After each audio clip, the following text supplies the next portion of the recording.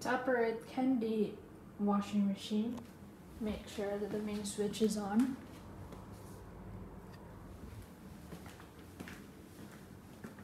Twist this knob to set the program.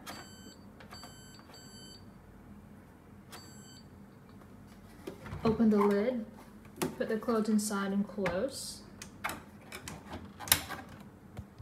Open this cover, put the soap inside and close.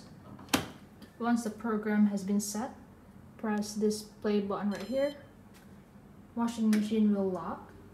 Once the timer stops, you can turn the knob back to its main position. Remove your clothes and turn off the main switch by pushing this button right here.